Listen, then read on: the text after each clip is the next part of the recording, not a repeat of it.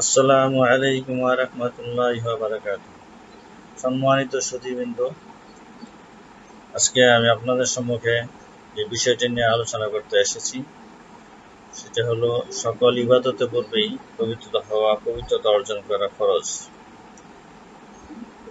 পবিত্র কালাম থেকে 10 পারায় সূরা তওবা আয়াত নম্বর 108 আল্লাহ রাব্বুল আলামিন বর্ণনা করেছেন, ফীহি রিজালুন ইউহিব্বুনা আইয়াতাতাহহারু আল্লাহু ইউহিব্বুল মুত্তাহিরিন।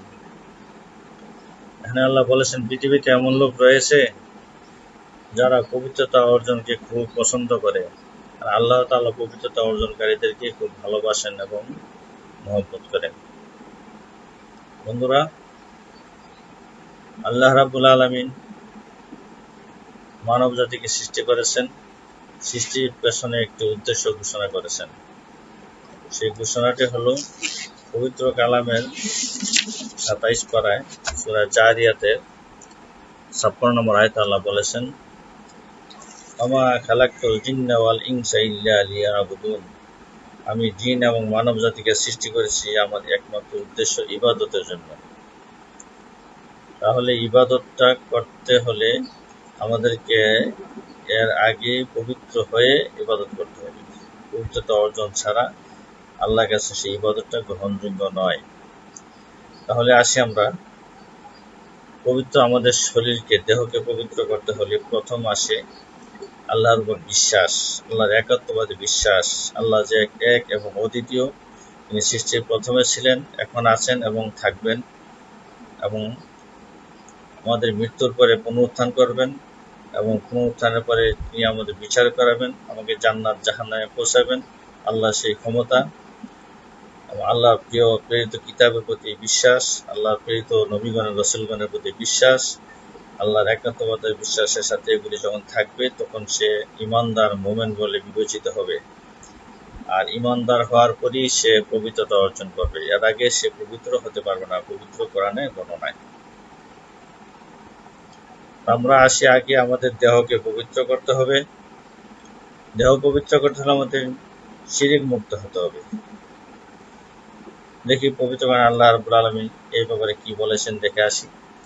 শরীর পবিত্রতা আবার দুটো দিক, একটা হচ্ছে আভ্যন্তরীণ, একটা হচ্ছে বাহ্যিক। আমরা আভ্যন্তরীণ 3টা দিক পাচ্ছি। একটা হচ্ছে শরীর পবিত্রতা অর্জন করতে হবে একাত্মবাদ হয়ে আর বিশ্বাস করি। দ্বিতীয় করতে হবে আমাদের হালাল খাবার খেয়ে শরীর যে গঠিত হয় সে হালাল খাবার দিই। 3 নম্বর হচ্ছে বাহ্যিক আবরণ দ্বারা যা হয় সেগুলো 3টা। প্রথম ধাপে আমরা আসি, আল্লাহ শিরক মুক্ত হবে। পবিত্র কোরআনে আল্লাহ 10 পারা সূরা তওবায় 28 নম্বর আয়াতে বলছে, ইয়া আইয়ুহাল্লাযীনা আমানু ইন্নামাল মুশরিকুনা নাজাসুন। আল্লাহ বলতেছে যে যারা নাকি অপবিত্রতা, যারা মুশরিক, তারা সম্পূর্ণ অপবিত্র, তারা আল্লাহর সাথে শিরিক করে। সুতরাং শিরিক করলেও পবিত্রতা থাকবে না। এই ব্যাপারে 21 পারায় সূরা লুকমানের 13 নম্বর আয়াতে এই শিরিক বিষয়ে আল্লাহ বলেছেন, লা তুশরিক বিল্লাহ ইন্নাশ শিরকা লাযুলমুন আযীম। তোমরা আল্লাহর সাথে কাউকে শরীক করো না, কারণ আল্লাহর সাথে শরীক করা বড় অপরাধ, বড় অন্যায়। সুতরাং আমরা এই শিরিক থেকে মুক্ত থাকি। এই নিয়ে আল্লাহ আরো বলেছেন 7 পারায় সূরা আনআমের 82 নম্বর আয়াতে বলছে, আল্লাযীনা আমানু ওয়া লাম ইয়ালবিসু ঈমানুহুম বিযুলমিন উলাইকা লাহুমুল আমনু ওয়া হুম মুহতাদুন। যারা ঈমানকে শিরকের সাথে মিশ্রিত করে না, এমন লোকদের জন্য নিরাপত্তা রয়েছে, তারা এই সৎ পথের পথিক, সঠিক পথের পথিক।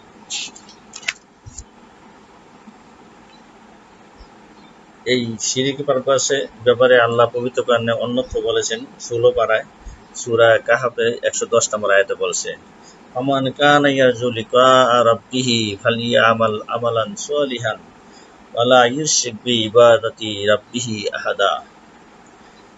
যে ব্যক্তি নিজ রবের সাক্ষাৎ কামনা করে, সে যেন আল্লাহর সাথে শিরিক না করে, শিরিক মুক্ত ইবাদত করে। বন্ধুরা, আমরা যে ইবাদতটুকু করবো, যতটুকুই করবো, আমরা চেষ্টা করব যাতে শিরক যুক্ত না হয়। এমন ইবাদত করব না এটা আল্লাহর সাথে কাউকে শরীক বলে ধারণা করা হয়। এই যদি আমরা বাঁচতে পারি তাহলে আমাদের একদিকে শরীরের একটা সাইড পবিত্র হলো। তারপর আসি আমাদের যে শরীর দৈনন্দিন ক্ষয়পূরণ বৃদ্ধি সাধন হচ্ছে, তা হচ্ছে আমাদের আহারের মাধ্যমে। আমরা যা খাচ্ছি তার একটা অংশ শরীরের ক্ষয়পূরণ বৃদ্ধি সাধন করে আমাদের শক্তির যোগান দেয়। তাহলে সেই জিনিসটা যদি হালাল না হয় তাহলে আমাদের শরীরটা পবিত্র হবে না, অপবিত্র থেকে যাবে। সেখানে দুইটা দিক আছে। আল্লাহ বলেছে পবিত্র কোরআনের 2 পারায় সূরা বাকারা 168 নম্বর আয়াতে বলেছেন, ইয়া আইয়ুহান নাসু কুলু মিম্মা ফিল আরদি হালালান তাইয়্যিবা। হে মানবজাতি, পৃথিবীতে যা কিছু আছে তাহাতে তোমরা হালাল খাবারগুলি খাও। আরো বলেছেন বা এই হালাল খাবারের ব্যাপারে 2 পারা সূরা বাকারা 162 নম্বর আয়াতে আল্লাহ বলেছেন, ইয়া আইয়ুহাল্লাযীনা আমানু কুলু মিন তাইয়্যিবাতি মা রাযাকনাকুম ওয়াশকুরু লিল্লাহি ইন কুনতুম ইয়্যাহু তা'বুদুন। হে মুমিনগণ, তোমাদের যে খাবার দেওয়া হয়েছে, রিজিক দেওয়া হয়েছে, এগুলোতে হালাল খাবারগুলি খাও তোমরা, এবং কৃতজ্ঞতা প্রকাশ করো যদি তোমরা আল্লাহ ইবাদত করো। সুতরাং আমরা এখানে হালাল খাওয়ার জন্য আল্লাহ নির্দেশনা দিয়েছে, হালাল খাওয়া খরচ করে দিয়েছে। তাহলে হালালের দিকে আমরা আসি, আমরা প্রাণীগুলো আসি। যে জিনিস জীবিত যে প্রাণীগুলো আল্লাহ বলেছেন, যেমন উট, মহিষ, গরু, ছাগল, দুম্বা, ভেড়া ইত্যাদি আমরা খাওয়ার জন্য বলছি, আল্লাহ নামে কুরবানি করে এইগুলা খাওয়া যাবে, এগুলো হালাল। আবার পাখিগুলো আসি, আমরা যেগুলা নোংরা খাবার না খাই, পাখি হাঁস, মুরগি, কবুতর, এগুলো আমরা খেতে পারি। আবার নিষিদ্ধ প্রাণীগুলো হলো, হারাম প্রাণী হলো বাঘ, সিংহ, শুকুর, শিয়াল, কুকুর, সাপ, বিচ্ছু। আর পাখি যেগুলা নাকি নোংরা খাবার খায়, যেমন চিল, কাক, শকুন ইত্যাদি, এগুলো আমরা খাবো না। এগুলা বিসমিল্লাহ বলে জবাই করলে ওগুলো হালাল হবে না, হারাম থাকবে, আল্লাহ নিষেধ করেছেন। সুতরাং আমরা এই খাবারগুলো থেকে বিরত থাকবো। একটা আবার হলো আমাদের রুজির দিক থেকে, আমরা যে রুজি করতেছি, এই রুজি তা যদি হালাল না হয়, বৈধ না হয়, তাহলে আমাদের শরীর নাপাক থেকে যাবে। এই জন্য আমাদের রুজির কয়েকটা পথ আছে, যেমন ব্যবসা করা, চাকরি করা, তারপরে সুদ খাওয়া। তো ব্যবসা যারা করি আমরা, এখানে 2টা দিক আছে, হালাল উপার্জনের মাধ্যমে, ক্রয় বিক্রয়ের মাধ্যমে। আমি অনেক সময় এক দোকানদারের উদাহরণ ছিলাম, দেখি এক দোকানদার চাল ব্যবসায়ী, সে প্রথম চাল, কিছু খারাপ চাল, নিম্নমানের চাল তার পাত্রের মধ্যে রাখলো, পরক্ষণে দেখা গেল সে ভালো চিকন চাল উপরে কিছু দিয়ে দিল। তার উদ্দেশ্য ছিল যে মানুষ ভালো চাল দেখে ক্রয় করবে, বিক্রির সময় তার নিচ থেকে প্রদান করা হবে। এবং আমাদের দেখা যাচ্ছে কোন দোকানদারের কাছে যে আপনি লুঙ্গি বা জামা কিনতে গেলেন, সে চাইলো আর ধরুন আপনার কাছে 600 টাকা, আপনি 400 বললে সে বলবে, কি বলেন ভাই, আমি তো 400 টাকা ক্রয় করতে পারি নাই, বা তার চেয়ে বেশি ক্রয় খরচ আছে। তার স্বাভাবিক দৃষ্টিকোণ থেকে আপনি বলবেন, যেহেতু যে 400 টাকা করে তাকে কিছু লাভ দিয়ে 450 বা 500 টাকা দিয়ে দিলেন, প্রকৃতপক্ষে ওই বেচারার বিক্রেতার কিনা ছিল হয়তো 300 টাকা। এই যে মিথ্যা বলে আপনাকে ঠকালো, সেটাও হারাম বলেছে। এই জন্য আল্লাহ রসুল একদিন রাস্তা দিয়ে যেতেছিলেন, বিকেলবেলা বৃষ্টি হয়ে গেছিল, এক পশলা এক ব্যক্তি কিছু গম নিয়ে বসে আছে। শুকনা উপর গম থেকে রাসূল সাল্লাল্লাহু আলাইহি সাল্লাম তার বস্তার ভিতরে হাত ঢুকাই দিয়ে দেখেন ভিতরে ভিজা গম। তখন বললো যে এগুলা কেন? সে উত্তর করলো যে ভিজা থাকলে তো ক্রয় করবে না। এই জন্য আল্লাহ রসুল ঘোষণা করলেন, মানগাসা ফালাইসা মিন্না। এরকম প্রতারণা যারা করে তারা আমার দলের কেউ নন। এই জন্য একটি হাদিস আছে, হাদিসে বর্ণনা করেছেন, আল্লাহ রাসূল বলেছেন, হ্যাঁ, এইভাবে প্রতারণার মাধ্যমে মাল বিক্রি হয়ে যাবে, কিন্তু সেটা বরকত কল্যাণ থাকবে না। বুখারী বর্ণনায় 1943 নম্বর হাদিসে আছে, আন আবি হুরায়রা রাদিয়াল্লাহু তাআলা আনহু ক্বালা সামিতু রাসূলুল্লাহ সাল্লাল্লাহু আলাইহি সাল্লাম ইয়াকুলুল হালফা মানফাকাতুন ফিস সালফাআতি মামহিদাতুন লিল বারাকাতু। অর্থাৎ যে ক্রয় বিকৃত মিথ্যা শপথের দ্বারা মাল সামগ্রী বিক্রি হয়ে যায়, কিন্তু সেখানে রহমত এবং বরকত থাকে না। সুতরাং আমরা এই ব্যবসার ক্ষেত্রে মানুষের সাথে প্রতারণা করবো না, মানুষের ঠকানোর উদ্দেশ্যে এবার মিথ্যা বলে আমরা ব্যবসা করবো না। যা কিনা আমি বলে এত কিনা আছে, আপনি কিনা বলার দরকার নেই, আপনি যত টাকা চাইবেন বা পছন্দ হলে এত টাকায় নেন, না হয় আপনি অন্যত দেখেন। কত টাকা কিনছে এ কথা বলা কোনো প্রয়োজন, নিষ্প্রয়োজন। তারপর আছে আমাদের ব্যবসা রুজির একটা চাকরি যারা করি, চাকরির ক্ষেত্রে সরকার যখন কোনো ব্যক্তি নিয়োগ দেওয়া হয়, তার এগেনস্টে মাসে পর একটা বেতন ধার্য থাকে, মাসে তাকে বেতন প্রদান করা হয়। তো যেহেতু এই যে তাকে দায়িত্ব পালনের জন্য বেতন দেওয়া হচ্ছে, সেই ব্যক্তি যদি তার অফিসে সেবা গ্রহণকারীদের কাছ থেকে কোনো কায়দা করে তার বিপদে ফেলে ফাইল আটকিয়ে টাকা গ্রহণ করে, সেটা ঘুষ। এই ঘুষকে আল্লাহ সম্পূর্ণ হারাম করেছেন। তারপর আসে সুদের ব্যবসা। এবং আমাদের সমাজে একটা রীতি রয়ে গেছে, সুদ, যে কাউকে ধরেন টাকা দিল 10,000 টাকা, 1 মাস পরে তার কাছ থেকে 11,000 টাকা সংগ্রহ করা হলো, তার মানে এখানে 1,000 টাকা বেশি নেওয়া হলো। এটাকে আল্লাহ পবিত্র কোরআনে ঘুষ সুদ হিসাবে বর্ণনা করেছেন। সুদকে সম্পূর্ণ হারাম করা হয়েছে। পবিত্র কোরআনের ৩ পারা সূরা বাকারা ২৭৫ নম্বর আয়াতে আল্লাহ বলেছেন, আহাল্লাল্লাহুল বাইয়া ওয়া হাররামার রিবা, যে আমি ব্যবসাকে হালাল করেছি আর সুদকে হারাম করেছি। সুতরাং আমাদের অর্জিত পথ কি, যে সুদ ঘুষ এগুলোর জন্য আমরা সতর্ক থাকি, কোনো অবস্থাতে আমাদের মধ্যে হারাম টাকা না প্রবেশ করে। আমরা হালাল উপার্জনের পরেও যদি আমাদের ঘরে সঞ্চিত টাকা থাকে, বর্ষান্তে যে টাকাটা থাকবে সেটার উপর আল্লাহ একটা জাকাত নির্ধারণ করেছেন। যেমন কারো ঘরে যদি 52 তলা রূপা অথবা 7.5 ভরি স্বর্ণ থাকে, অথবা সেই পরিমাণ অর্থ থাকে সংগ্রহকৃত, সেইটার 40 ভাগের 1 ভাগ গরিবকে দিতে হবে। সেটা হলো জাকাত। এটা বলা হচ্ছে নেশাব পরিমাণ, সেটাকে নেশাব পরিমাণ বলা হয়েছে। সেটা গরিবের উপর কোনো দয়া নয়, গরিবের প্রতি সহানুভূতি নয়, বা গরিবের অধিকার। সুতরাং গরিবকে দিতেই হবে। যদি কোনো ব্যক্তি সেই হারে জাকাত প্রদান না করা হয়, তাহলে সেই মালটা অপবিত্র থেকে যায়। সে সম্পর্কে সূরা বাকারা 21 পারা সূরা রুমে 39 নম্বর আয়াতে আল্লাহ বলেন, ওমা আতাইতুম মিন যাকাতিন তুরিদুনা ওয়াজহাল্লাহি ফাউলাইকা হুমুল মুদঈফুন। আল্লাহ সন্তুষ্টি লাভের আশায় যারা জাকাত প্রদান করে, জাকাত দিয়ে থাকে, ওই সকল লোকেরাই আল্লাহর সঙ্গে প্রদত্ত মালের দ্বিগুণ পাবে। অর্থাৎ মালটা পবিত্র হয়ে যাবে, এই মালের হেফাজতে মহান আল্লাহ রাব্বুল আলামিন নিয়ে নেবেন।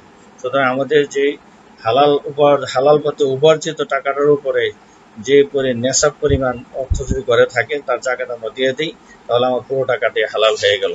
বন্ধুরা, এই ব্যাপারে পবিত্র কোরআনে আল্লাহ তাআলা কয়েক জায়গায় বলেছেন।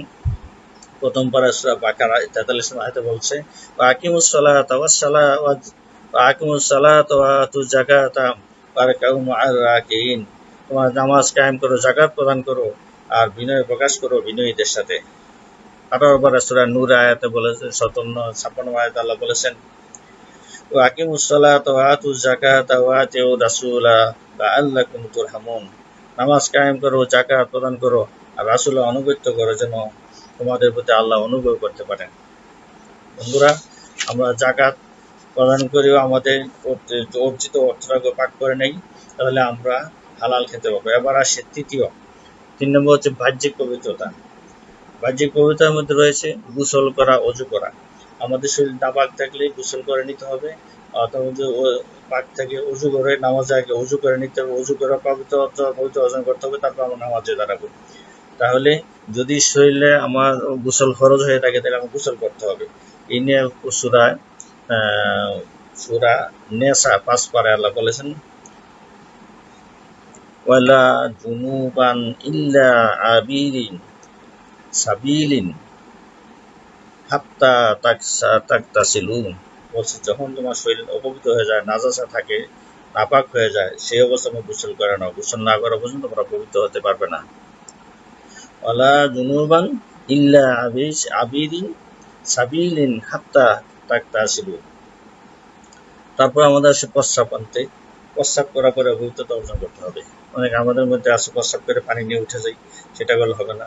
পুরুষ সঙ্গে যেহেতু দৈর্ঘ্য আছে, সুতরাং প্রস্রাব করার সাথে সেটা স্খলিত প্রস্রাবটা সরে যায় না। যেমন এক গ্লাস পানি নিয়ে ফেলে দিলে তার গায়ে ফোঁটা ফোঁটা লেগে থাকে, একটু জমায় কাট করে রেখে দিলে সেখানে পানি জমে। সুতরাং পুরুষরা প্রস্রাব করে পানি নিয়ে পবিত্র হতে পারবে না, তাকে স্খলিত প্রস্রাবটা একদম বের করে পবিত্র হয়ে পানি দ্বারা ধৌত করে পবিত্র হতে হবে। এটাকে শরীয়তে ইস্তেকরা বলা হয়েছে, ইস্তেকরা করা ফরজ। তারপরে পায়খানা করার পরে পায়খানা করার পরে কুলুপ নিতে হবে। কারণ আমাদের যে খাবার খেয়ে থাকি, আমিষ, ফ্যাট, প্রোটিন, এগুলোর একটা অংশ পায়খানা থেকে বের হয়ে আসে। সুতরাং যে পায়খানা যদি আমরা কুলুপ দ্বারা পরিষ্কার করে, পানি দ্বারা পরিষ্কার হই, তাহলে সেটার অংশ আমাদের হাতে লাগবে না। কিন্তু যেগুলো যদি তা না করে, তাহলে সে এই ভিটামিন বা চর্বি জাতীয় অংশ হাতে লাগবে, পরবর্তী তার শরীরে লাগবে। এমনি করে শরীর নাপাক হতে পারে। এই জন্যই আল্লাহ রাসূল বলেছে, তোমরা প্রস্রাব আনতে এবং পায়খানা করে ডেলাকুল ব্যবহার করবে, তারপরে তোমাদের বাহ্যিক পবিত্র আসবে। তারপর আসি আমরা অজু দ্বারা। যেমন আমাদের নামাজের আগে অজু করতে হবে, অজু ছাড়া আমাদের পবিত্রতা অর্জন করতে হবে। এই জন্য পবিত্র মায়েদায় 6 পারায় আল্লাহ বলেছেন, ইয়া আইয়ুহাল্লাযীনা আমানু ইযা কুনতুম ইলা সলাতি ফাগসিলু বুজুহাকুম ওয়া আইদিকুম ইলা মারাফিকি ওয়া মাসু বিরুসিকুম ওয়া আরজুলুকুম ইলাল কাবাইনি ওয়া ইন কুনতুম জুনুবান ফাত্তাহহারু। বলেছে যে তোমরা হে ইমানদারগণ, তোমরা নামাজের পূর্বে তোমাদের তোমরা মুখমণ্ডল ধৌত করো, মাথা মসেও করো, দুই হাত কোনো পর্যন্ত ধৌত করো, দুই পা টাকনো পর্যন্ত ধৌত করো। তাহলে যদি তোমরা পবিত্র থাকবে তাহলে পবিত্র হয়ে যাবে। তাহলে নামাজের পর আমরা অবশ্যই অজু করতে হবে, অজু ছাড়া নামাজ হবে না। এই নিয়ে আল্লাহ রাসূল সাল্লাল্লাহু আলাইহি ওয়াসাল্লাম বুখারীর হাদিসে বর্ণনা আছে। আল্লাহ রাসূল বলেছেন, আবি হুরায়রা রাদিয়াল্লাহু তাআলা আনহু কালা রাসূলুল্লাহ সাল্লাল্লাহু আলাইহি ওয়াসাল্লাম লা তুকবালু সালাতুন মান আহাদাসা হাত্তা ইয়াতাওয়াদ্দা। আবু হুরায়রা রাদিয়াল্লাহু তাআলা রাসূল বলেছেন, যার ওযু নেই, ওযু না করা পর্যন্ত নামাজ হবে না। সুতরাং বন্ধুরা, আমরা ওযু করার পূর্বে, এই যে নামাজের পূর্বে আমরা ভালোভাবে ওযু করে নেই, তাহলে আমরা তারপর নামাজে দাঁড়াই। এই নিয়ে আল্লাহ রাসূল এই হাদিসে বর্ণনা করেছেন যে পবিত্রতা সম্পর্কে, আত্মুরু সাতুল ঈমান। মুসলিম শরীফে আছে যে পবিত্রতা ঈমানের অংশ। আর বুখারী শরীফে বর্ণনা আছে আত্তুহুরুন নিসফুল ঈমান, যে তোমার পবিত্রতা হচ্ছে ঈমানের অর্ধেক। তারপর আরেকটি হাদিসে রাসূল বলেছেন যে মিফতাহুল জান্নাতি সলাতু ওয়া মিফতাহুস সালাতি তুহুরি। নামাজ হচ্ছে বেহেশতের চাবি আর পবিত্রতা হচ্ছে সালাতের চাবি। সুতরাং আমরা নামাজ পড়তে গেলে যদি আমরা পবিত্রতা অর্জন না করি, তাহলে আমরা পবিত্র হতে পারবো না, আমাদের ইবাদত আল্লাহর দরবারে গ্রহণযোগ্য হবে না। বন্ধুরা, আমরা চেষ্টা করি, আমরা যে আজকে আলোচনায় এসেছে, আমরা প্রথমে আমাদের শরীরকে পবিত্র করব শিরক মুক্ত করে, তারপর পবিত্র করব হালাল খেয়ে, তারপর পবিত্র করব ওযু গোসল দ্বারা। এই তিনটা করার পরে আমাদের যদি আমাদের পরনের কাপড় চোপড় এগুলা পাক পবিত্র হতে হবে, এগুলো আমরা ধুয়ে পবিত্র করে নেব। সুতরাং আমরা পবিত্র হয়ে আল্লাহর দরবারে দাঁড়াবো। আমরা যেন এখানে ইবাদত করতে গিয়ে এগুলো কৃপণতা না করি। আল্লাহ যেন আমাদেরকে সকলকে এই পবিত্রতা অর্জন পূর্বক আল্লাহর ইবাদত করার তৌফিক দান করেন। আমরা সকলেই চেষ্টা করব আমরা পবিত্রতা অর্জন করার পরে আল্লাহর ইবাদত করি। আল্লাহ আমাদের সকলকে সেই সব দিক বিবেচনা করে পবিত্রতা অর্জন করে মহান আল্লাহর দরবারে আমাদের ইবাদত পেশ করতে পারি। আমরা নামাজ, রোজা, হজ, জাকাত সব করে যেন পবিত্রের সাথে পালন করতে পারি। আল্লাহ আমাদের সকলকে তৌফিক দান করুন। ওয়া মা আলাইনা ইল্লাল বালাগ। আসসালামু আলাইকুম ওয়া রাহমাতুল্লাহি ওয়া বারাকাতুহু।